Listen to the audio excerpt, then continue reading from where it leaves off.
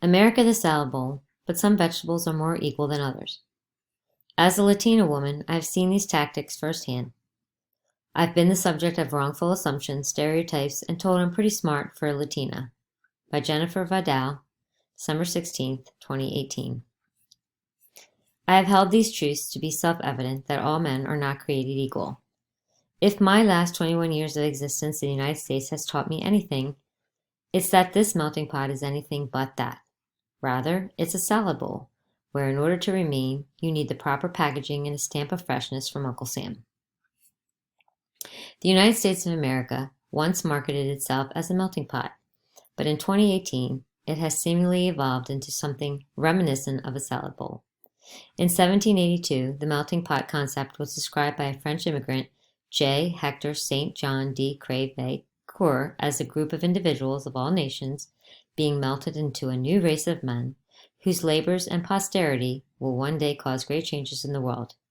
A full 236 years later, this concept seems a more far-fetched than ever before.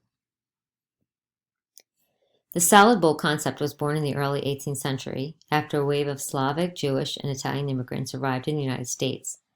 When these different cultures were exposed to the U.S., they were met with resistance and with distaste from the white Protestants, Western Europeans of the time.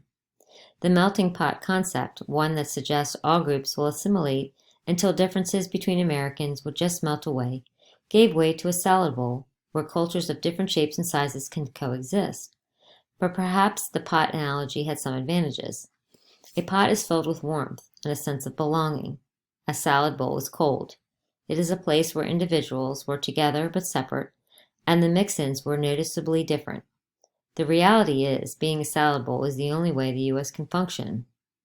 If it were to melt, it needs to take into account religion, culture, and all the aspects that make its citizens unique. The issue with the current salad bowl is the fact that some people are getting picked out. It appears to be ever-changing, but in reality the lettuce, the majority, remains, while the other mix-ins, minorities, rest unsure of their expiration date.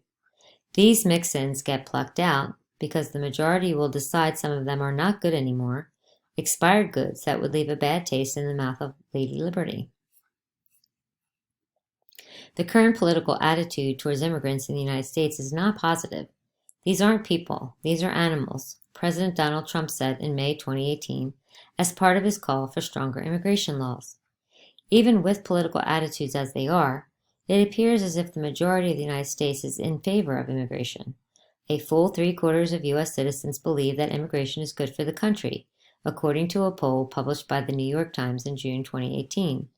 How does the salad bowl fit into this? Most people seem to be okay with immigration as long as it is done legally, but with the government being so vocally anti-immigration, it brings out the side of the country that prefers a bowl with limited mix-ins.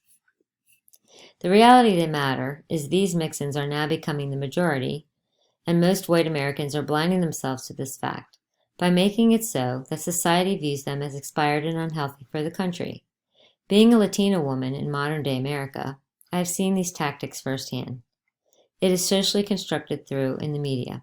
If you're a man, you're made to seem like a criminal, a loser, or some type of lovable servant. If you're a woman, you're painted as a gold-digging wife, a submissive maid, or a porn star. If you type in the hashtag Latina in Instagram, you will be met with hundreds of images of half-naked women, ads for prostitution, and the occasional video parodying what we are supposed to look like. Being told from a young age you are smart for a Latina or you belong here and you act different from the other Mexicans, even though I am Dominican, is evidence of an attitude that is attributed to the deep hate and misconstruction many people have for minorities in this country. The fact is that in America, being a minority has been made to seem as a crime. The American dream is preached to everyone worldwide, but once you are here, the veil is dropped and the wizard is not behind the curtain. In his place lies a tall man with a vest stamping you as expired and shipping you back to where you came from. There is a problem with how immigrants are treated in the United States. Immigrants are met with a plethora of challenges that make it difficult to assimilate and be accepted into society. The attitude is to leave your culture at the door and to conform to American standards and values. Currently, there has been a spike in anti-immigration attitudes, In particular, the situation regarding the caravan from Central America heading towards the Mexican-American border. Trump and other like-minded Americans have described them as criminals. In reality, they are only guilty of fleeing the streets of their danger-laden homelands where the rich get richer and the poor wind up dead. The idea of open borders will never manifest into reality, and it would be foolish if it did. There is no denying that there are bad people trying to do harm to the United States, and thus some border control is to be expected. But I suggest interviewing each asylum seeker instead of blaming a whole group of individuals for the actions of a few. Instead, looking at them as a whole, see that there is a commonality between us and them. They are coming for the promise of security, the promise of hope. Slowly but surely, there has been a shift in what is considered the majority in the salad bowl that is the United States. These mixed-in non-white Americans are now a significant portion on the United States. By 2020, more than half of the nation's children are expected to be part of a minority race or ethnic group, the Census Bureau said in 2015. That trend will continue, and it is one that some white Americans find unsettling.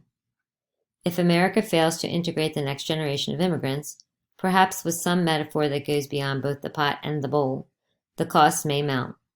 If they do, they will add up to major social and economic upsets far into the future.